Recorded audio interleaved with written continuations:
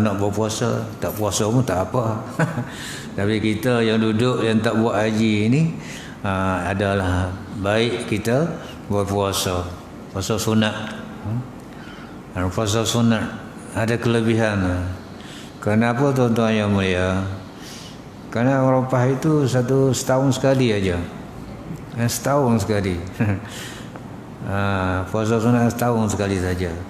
Maka elok kita rebutkan besok hari kita berpuasa. Ada orang dah azam nak berpuasa, ada orang dah puasa dah start daripada satu bulan berpuasa dah, Dzulhijjah dan dia dah puasa. Jadi kita tak dapat 1 bulan 2 bulan baru kita puasa. Elok kita puasa. Kerana ada kelebihan di dalam dalam hari itu. Kerana dalam setahun satu kali, kita ambil tak rugi lah, rugi kita.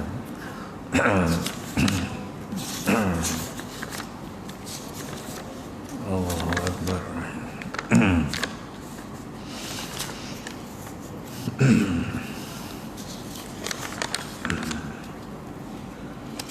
Subhanallah. Walaupun kita tak dapat buat yang lain sedikit, yang lain kita buatlah juga kan. Dalam akidah agama kita ni dalam akidah agama kita ni, kalau kita tak buat banyak, buat sikit pun tak apa. Ma la yudraka kullahu la yutraka kullahu. Ma la yudriku kulluhu la yutraku kulluhu. Apa yang tidak dapat dibuat semua, maka jangan ditinggalkan semua. Buat kan? Kita dapat buat semua, buat. Nanti kita tinggal semua. Ini konsep orang yang orang Islam kita yang memang tak mampu masalah, tapi dia buat juga. Macam kita sedekah, kalau tak dapat mana-mana ni, tak dapat kita bagi banyak, dia banyak kita bagi RM1. Tak dapat bagi RM10. Daripada tak ini. Ini konsep orang Islam. Konsep orang yang beriman kepada Allah SWT tu, dia ngelak daripada rugi. Sedikit pun tak apa, asal buat. Ada. Baik tuan-tuan yang malam ni saya nak sambungkan lagi perbicaraan kita berhubung dengan kitab Bidayah Hidayah ini oleh Imam Al-Ghazali. Iaitu yang pertama yang disebut ini, iaitu adab melaksanakan ketaatan kepada Allah Subhanahu wa taala.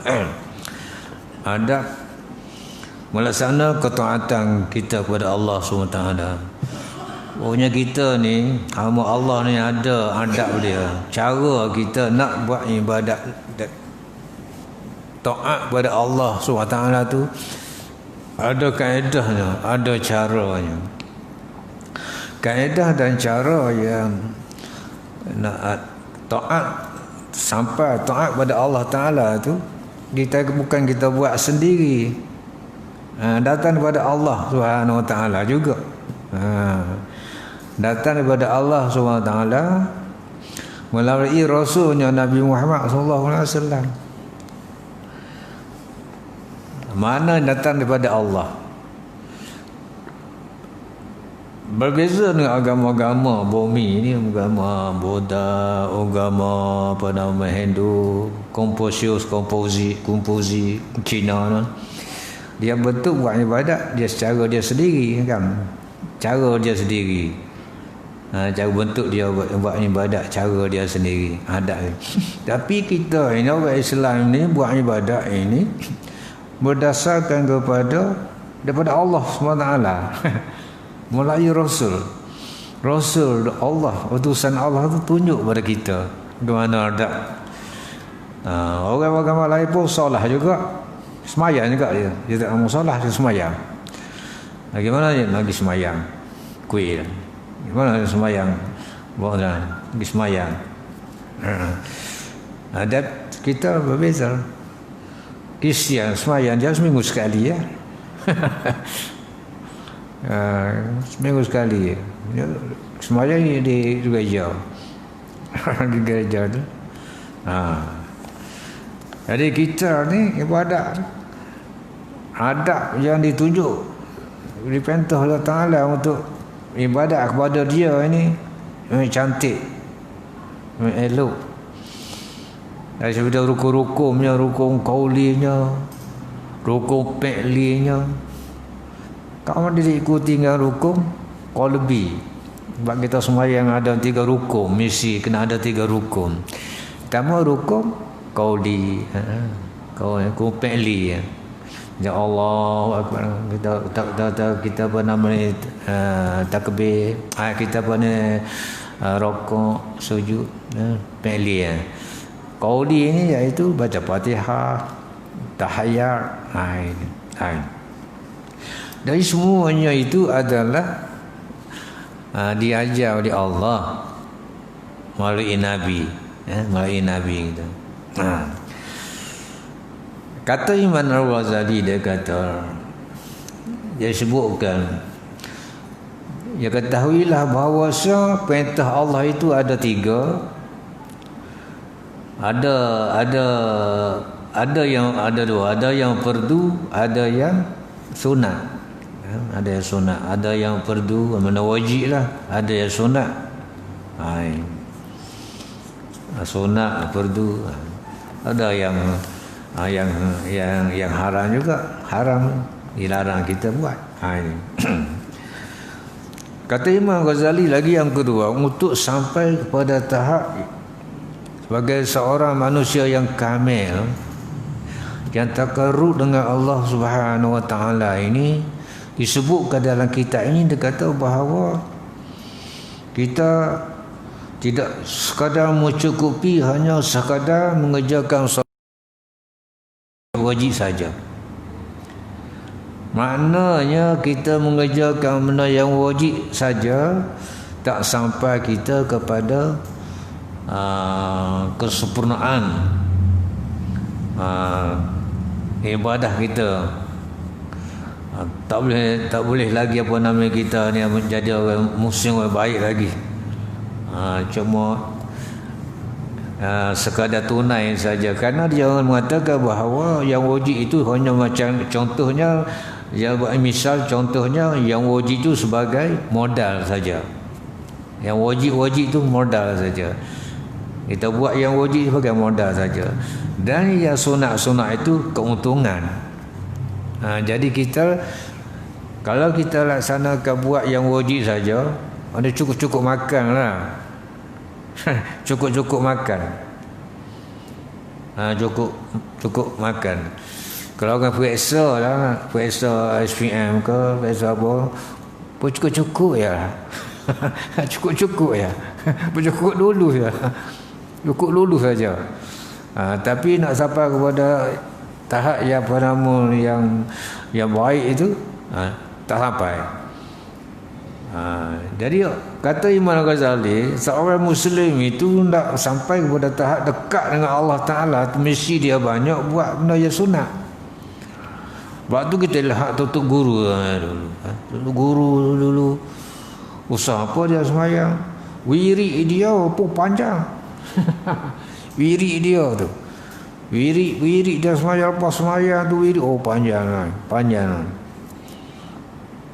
Wirid tu.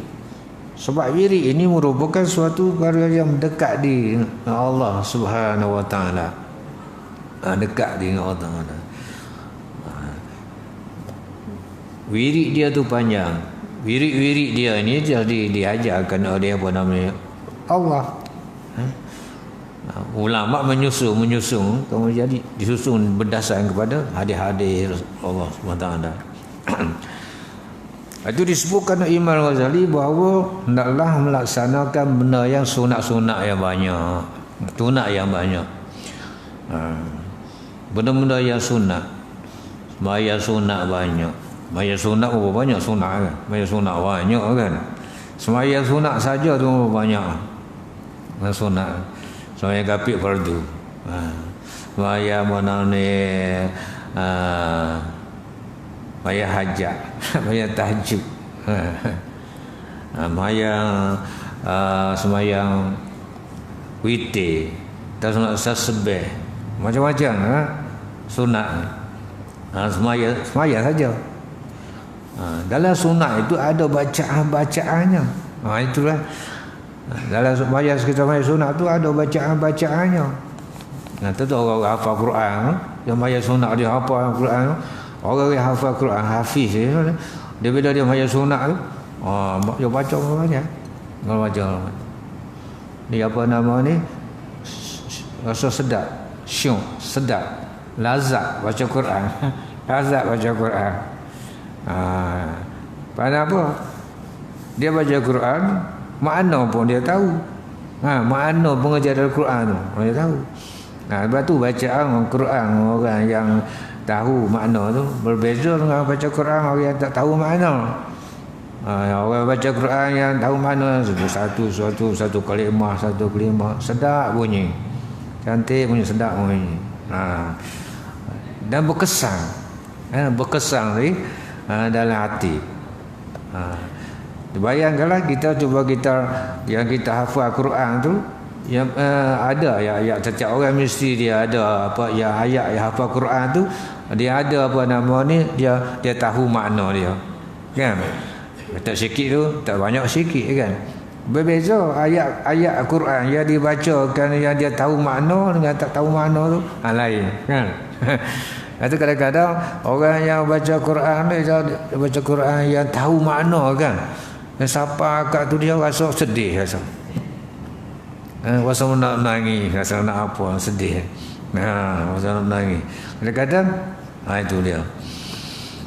Saya pergi sembahyang apa nama di Masjid Negara. Masa tu apa nama Imam besar Datuk Sahir Gemulah dah. Imam besar yang lama Masjid Negara dulu dah gemulah dah, mati dah. Orang Kelantan. Baca ayat apa? Dia baca ayat Quran tu. Sembahyang isyak sembahyang tu. Dia baca, tiba-tiba saja dia menangis. Dia menangis. Lepas tu, lepas pada sembahyang apa nama tu, dulu imam apa ni Bilal, lepas tu Ustaz Romang Yaakob Kedah. Dia azam sedap. Ustaz Romang dia azam sedap. Dia tanya Ustaz apa Ustaz kan? Dia ada sentuh tu, dia baca Quran tadi, dia tersentuh dengan ayat Quran tadi. Dia menangis. Dia menangis bukan boleh buat-buat kan. Menangis bukan boleh buat-buat. Benar-benar datang dalam hati kita. Dalam hati datang. Lebih lagi ayat Quran yang berkait dengan apa nama, yang berkait dengan apa nama ni, dengan azabnya. Azabnya. Yang azab terasa. Jadi kata Imam Ghazali, untuk sampai kepada tahap kita orang yang baik, orang yang dekat taqarrub dengan Allah SWT, dia kena banyak buat benda-benda yang sunat. Sebab tu kita lihatnya tutup guru dulu kan, dia banyak sembahyang juga, sembahyang malam, bangun malam sembahyang. Banyak kapit fardu ni memang tak tinggal lah dia kan. Wirid pun banyak. Wirid banyak. Kalau yang malam pula bangun sembahyang sunat. Allahu Akbar. Allah. Sembahyang sunat malam. Tu sembahyang. Banyak sembahyang, solat sunat. Kemudian baca Quran. Baca Quran. Baca Quran bukan semua orang apa nama ni rasa apa nama ni terikat dengan baca Quran tu. Bukan semua orang yang terikat dengan baca Quran. Orang yang terikat dengan membaca Quran dia, kalau tak baca Quran tak boleh. Macam tu. Boleh tak baca Quran tak boleh. Pasal nak demam lah. Macam orang mana mesti kena baca Quran. Ini mana orang terikat. Ta'allaqu bil Quran. Terikat. Orangnya itu ta'allaqu bil masjid je kan. Apa yang terikat dengan masjid. Ta'allaqu bil Quran. Allahu Akbar. Dari semuanya itu benda yang macam ni Allah campakkan dalam hati dia. Allah campakkan dalam hati dia seseorang itu, dia campur. Bukan semua yang dapat kan. Bukan semua yang dapatnya. Yang benar-benar macam ni bukan semua dapat. Allah ada kita, tapi kena ada usaha jugalah. Kalau macam tu, kalau kita tak dapat, tak payah lah. Tak ada begitu. Tapi kena ada usaha kan. Ada usaha. Kena ada usahanya. Kemudian Alim Al-Ghazali menyentuh pula berhubungan dengan akidah. Lepas pada itu ya sentuh pula dengan berhubungan dengan akidah, penekanan dengan akidah. Sebab itu disebutkan sini, ketahuilah bahawa Allah Ta'ala itu mengetahui segala yang ada di dalam hatimu. Imam Ghazali kata, ketahuilah bahawa Allah Ta'ala itu mengetahui segala yang ada dalam hatimu, dan dia menilik segala yang ada pada zahir dan batinmu. Kan dalam kan. Maknanya Allah mengetahui segala-galanya, apa yang ada setiap detik dalam hati kita itu, dia tahu. Niat kita ke, niat kita ke, dia tahu. Niat baik ke, niat buruk ke. Kalau niat baik itu Allah Ta'ala memang dia bagi selalu, dia tulis selalu. Misal katalah kita niat nak sembahyang, nak bangun malam ini, bangun malam nak sembahyang tahajud umpamanya, main sunat lah umpamanya, dia sepatah mereka suruh tulis dah. Dia tulis. Dia tulis dah. Niat tu dah dapat pahala dah. Niat tu dapat pahala dah. Sebab tu dalam konteks Islam itu disebut dalam kitab-kitab mula-mula lagi. Kalau kita apa nama ni, hadis disebutkan, awal-awal kita sebut bab niat lah. Bab niat. Sebab al-amal tu niat. Setiap kerja tu pun terniat. Jadi niat ini hal penting, menentukan apa nama ni, pahala pada kita. Niat saja pun dah bagi. Tuhan Allah Ta'ala bagi pada kita Muhammad ni. Niat saja dapat pahala dah. Walaupun benda tu tak buat lagi. Tapi kena buat jahat pula, tak ada. Dia tak buat jahat lalu. Dia tak apa nak tulis jahat tu. Dah buat baru dah dia tulis. Tu. Mana kasih sayang Allah SWT kepada umat, kepada apa nama ni, dia bagi macam. Dan dia mengetahui segala masamu. Masa kita, di mana kita berada tu dia tahu. Sebab sebut bab masa ni, tuan-tuan yang mulia, Allahu Akbar. Dalam Quran tu Tuhan bersumpah dengan masa tu banyak. Mana Quran kan? Wal as, demi masa. Wal fajri, demi fajar. Wal duha, demi pagi. Wal laili, demi malam. Wal syamsu, demi matahari. Tuhan bersumpah, sumpah. Tiap benda yang sumpah tu ada perkara yang penting yang Tuhan nak bagi. Tuhan nak bagi tahu. Contohnya tuan-tuan yang kita lihat, ambil satu surah sajalah, kita kata surah As, kan pendek semua orang lancar kan. Wal as demi masa. Innal insana lafi khusr. Sungguh manusianya berada dalam kerugian. Rugi. Semua manusia ni berada dalam kerugian, rugi. Lepas itulah Allah tahu masa ni tu, masa ni makhluk yang Allah ciptakan. Allah ciptakan masa ni. Bila dia betul dia bersumpah pula. Wal as, demi masa, innal insana lafi khusr. Semua manusia berada kerugian. Bila sebut insan, manusia ni umum lah, tak kira lah. Yang ada agama ke tak ada agama ke, tak kira yang ada agama ke tak ada agama ke, sebut manusia, semua manusia rugi. Rugi. Illal ladzina amanu, malaikat yang beriman. Tak rugi. Tak rugi. Illal ladzina amanu, orang yang beriman. Illal ladzina amanu wa tawasaw bil haqq, dan orang yang mengajak kepada kebenaran. Illal ladzina amanu wa amilus shalihat, beriman kan yang beramal soleh. Dia beriman satu, kan yang beramal soleh. Amal soleh tuan-tuan yang mulia, semua orang boleh cakap amal soleh kan, tapi nak buat tu susah juga kan. Amal soleh semua orang tahu belaka amal soleh ni, benda-benda yang baik, tapi nak buat tu susah. Padahal benda kecil aja lah, termasuk soleh. Termasuk amal soleh ni, sekurang-kurangnya paling kecil amal soleh pun dikira kena dapat pahala tu.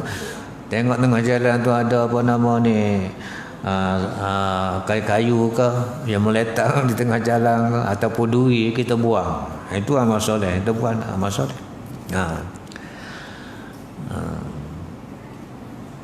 Beriman wa amilus shalihat, dan orang yang beramal soleh. Amal soleh, lawan dia toleh. Soleh lawan dia toleh. Soleh tu mana baiklah, toleh mana jahat. Wa tawasaw bil haqq, dan orang yang mengajak pada kebenaran. Yang ketiga, orang mengajak pada kebenaran. Baik, kita pergi sembahyang berjemaah. Semua ajak. Ajak mengajak pada benda yang baik, benda yang baik. Tak rugi. Hati yang ketiga, wa tawasaw bil haqq. Yang keempat, wa tawasaw bis sabr. Orang yang sabar dalam mengajak ketaatan kepada Allah Taala, sabar dia. Sabar.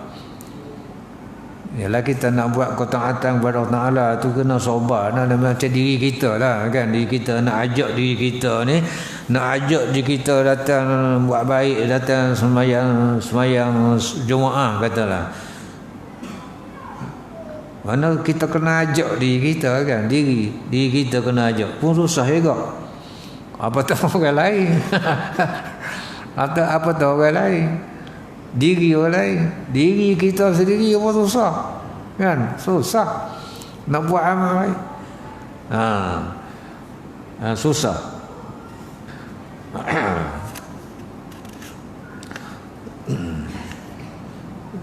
Kecuali kata Imam Ghazali, kecuali dengan menguasai hati. Kata Imam Ghazali, kecuali dia seorang hamba itu dapat menguasai hati dia, dapat mendidik hati dia, dapat mengajak hati dia. Dia ajak diri kita sendiri lah. Ajak diri sendiri. Macam mana ajak diri sendiri?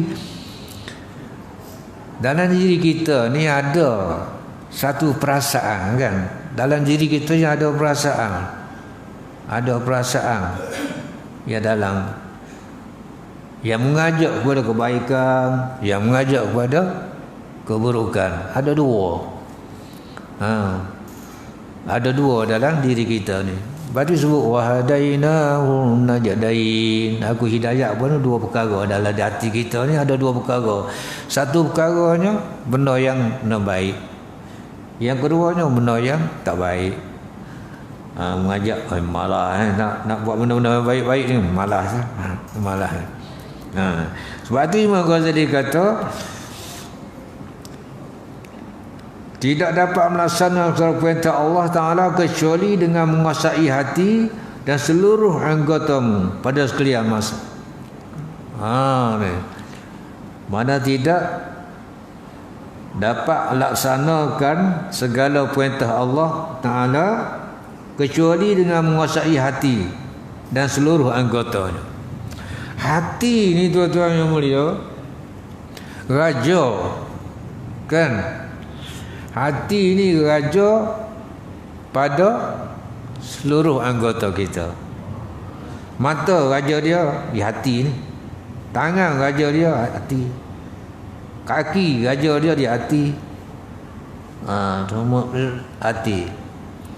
Mana hati inilah yang apa nama ni? Yang disebutkan roh lah kita lah, roh. Dalam tafsir kalau kita baca dalam kitab-kitab tasawuf ni, hati tu ulama kata hati ni macam puat dalam hati kita ni ada. Dari hati inilah yang jadi raja pada keseluruhan anggota kita. Kalau raja tu baik, baiklah anggota kita. Kalau hati tu baik, baiklah, baik. Kalau hati itu mana baik, dia akan fokus kepada fikiran. Kan fikiran ini hati kata setuju baik, nak buat baik. Dia pun akak pada fikiran. Macam mana nak buat? Macam mana nak buat baik? Jadi fikiran pun fikir. Maka fikir tercetus idea yang nak buat baik, nak tolong orang ke, nak buat apa. Ini bermula daripada hati. Jadi hati inilah kita nak jaga tu. Nak jaga, nak menguasai. Kata Imam Ghazali, hati inilah nak menguasainya. Tidak dapat melaksanakan segala perintah Allah Ta'ala kecuali dengan menguasai hati dan seluruh anggotamu pada sekalian masa dan napasmu. Setiap napas kita ni, ni mana kita baru boleh, mana kerja hati lah, gerakkan hati, alam hati kita ni.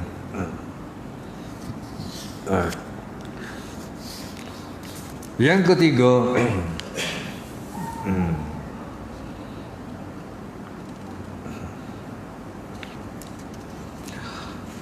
dari permulaan kita tidur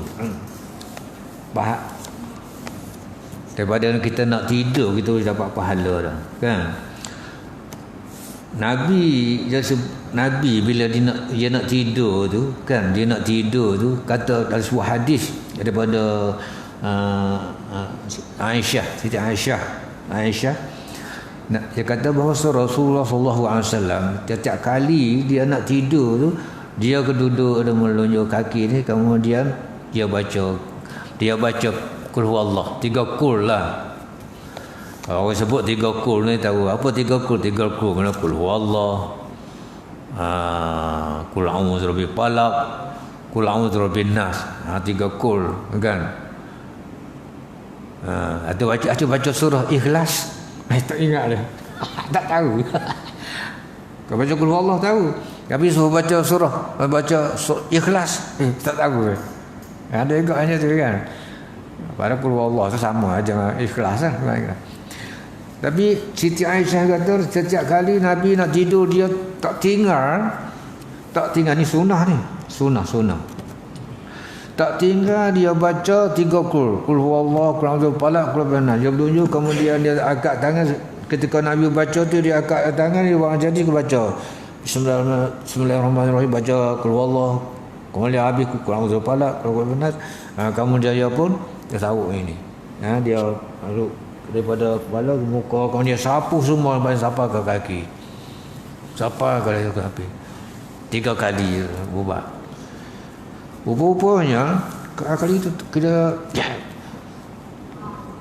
yang dibuat oleh Nabi ni pendinding untuk mengelak daripada orang nak khianat kita melalui apa nama ni, sihir ke nak apa ke. Buat sihir tu waktu malam. Biasa orang sihir tak sihir waktu pagi, tu tengah hari. Tak ada. Ya sihir ni tukar-tukar sihir ni dia buat waktu malam. Jadi Nabi ajar buat kita untuk kita daripada apa ni, ngelakkan daripada tu, menghadang, iaitu baca 3 kul nak tidur. Senang aja, semua orang boleh hafal kan. Qul Allahu ahad hafal, qul a'udzu birabbil falaq hafal, qul a'udzu birabbin nas pun hafal. Tapi nak buat tu kan, kadang kita tu ping duduk atau ping tidur. Pergi tempat tidur tu ping tidur selalu. Tak ada dah ini. Sebab itu sunnah. Itu ibadat. Kecil saja.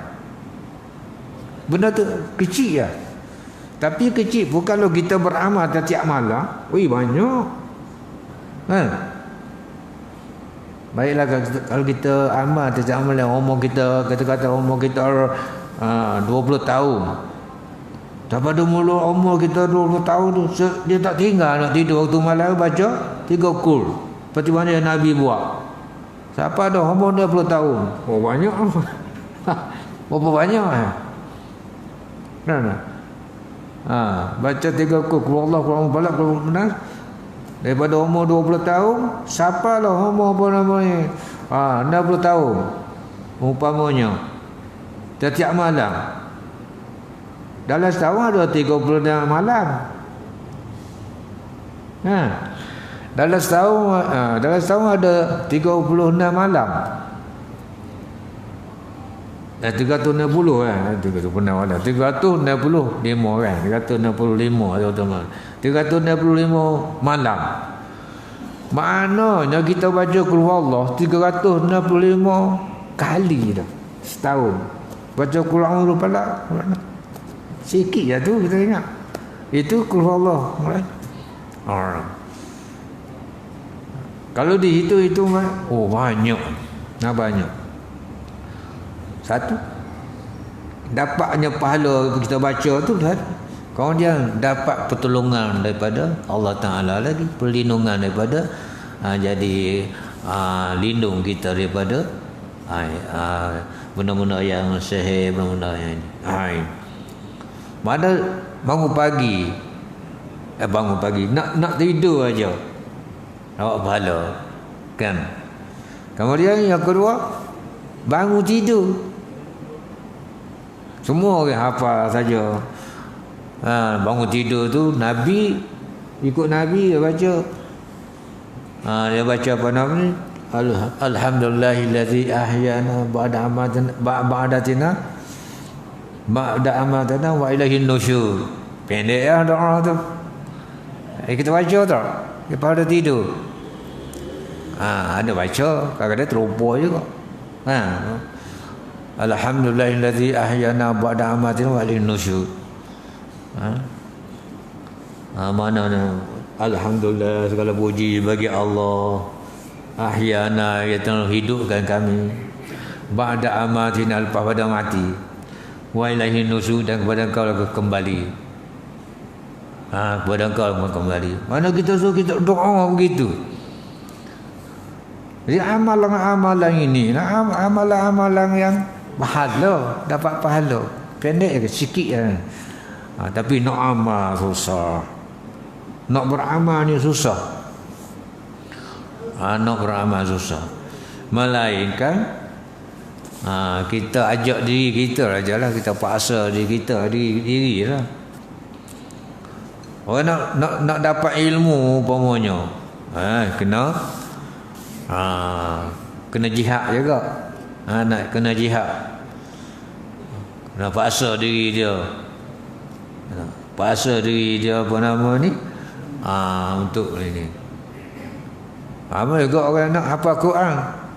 Bukan Quran boleh masuk dalam hati kita dengan tak baca ni, dengan tak menghafal, tak boleh. Kena ada usaha kan. Kena ada usaha. Kena ada usaha. Maka usaha inilah apa nama ni. Ada orang yang dapat usahanya 20%. Ada orang yang 30%, ada yang ada 50%. Ada orang yang sampai pada 90%. Usaha tu. Usaha dia tu banyak. Usaha tu banyak. Ada banyak. Mengikut masing-masing. Ada usahanya sikit, ada yang dapat banyak. Begitu juga kita pernah kita berzikir. Kita berzikir. Ada yang berzikir, yang berzikir sikit, ada berzikir banyak. Ada orang bukan baca wirid. Orang baca wirid, orang yang biasa baca wirid apa-apa ni panjang-panjang tu, bila dia pandai wirid sikit-sikit, dia rasa tak puas rasa. Kan? Misalnya katalah orang baca wirid apa nama ni pendek mana ni, dia biasanya baca wirid panjang, dia rasa tak puas rasa. Rasa tak puas. Dia tak puas. Sebab tu dia boleh bangun malam balik baca wirid. Jadi ini bagi yang masing-masing lah. Bagi yang Allah bagi pada seseorang tu. Kita tak boleh nak kata orang ini. Sebab benda ini Tuhan campurkan dalam hati seseorang tu satu berbeza-beza kan. Macam ilmu jugalah. Ilmu je bukan sama. Dengan apa ni, orang-orang ada orang Tuhan bagi yang lebih pada, ada yang kurang, ada yang pada Tuhan bagi tu. Tuhan bagi. Mana ya? Ayat tadi dua perkara saya. Ya kau boleh amal ya. Sikit aja. Yang pertama kita nak tidur tu. Cuba kita amalkan. Baca 3 qul. Nak tidur baca 3 qul, setiap malam. Sebab kata mengikut hadis Siti Aisyah, Nabi tak tinggal. Bila Nabi nak tidur, dia tak tinggal, dia baca 3 qul, lepas tu nak tidur. Maknanya Nabi mengajar pada kita untuk mengelakkan daripada pagar, dia katalah kita pagar untuk mengelak daripada orang yang nak sihir ke, orang nak apa. Memang sihir ni dia guna jin kan, jin. Mana bila kita baca 3 qul tu, jin tak boleh masuk dah. Jin tak boleh masuk. Macam pagar, tak boleh masuk. Ini mana begitu sekalinya Nabi mengajar pada kita. Sebab apa nama ni, yang sihir ni boleh berlaku. Bermula sihir ni iaitu zaman apa ni, Nabi Sulaiman kan. Nabi Sulaiman kata, tuan kalau baca sejarah tu tahulah.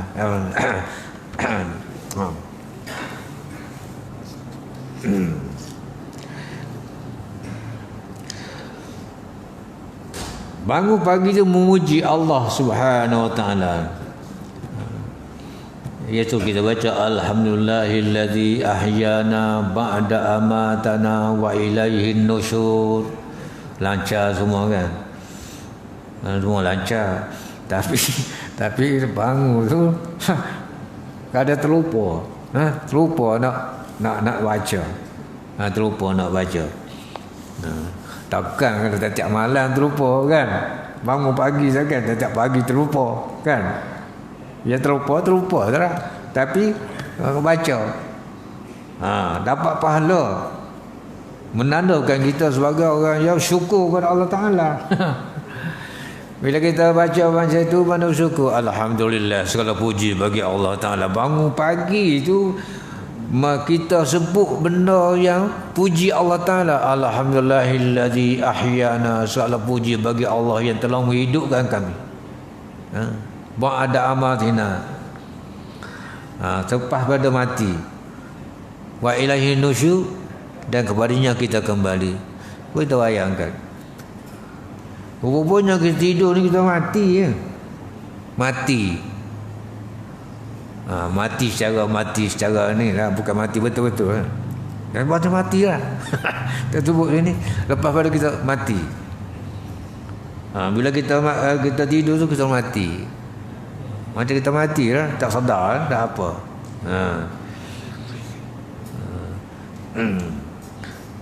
Kena puji, bangun celak mata tu, alhamdulillahillazi ahyana, segala puji bagi Allah yang menghidupkan kami. Bersyukur pada Allah SWT. Itulah tuan-tuan yang mulia, antara sedikit pesan daripada Imam Al-Ghazali dalam kitab Bidayatul Hidayah. Mana Bidayatul Nihayah, ada dua. Jadi sudahi, wabillahi taufiq wal hidayah. Assalamualaikum warahmatullahi wabarakatuh. Allahu akbar. Azan.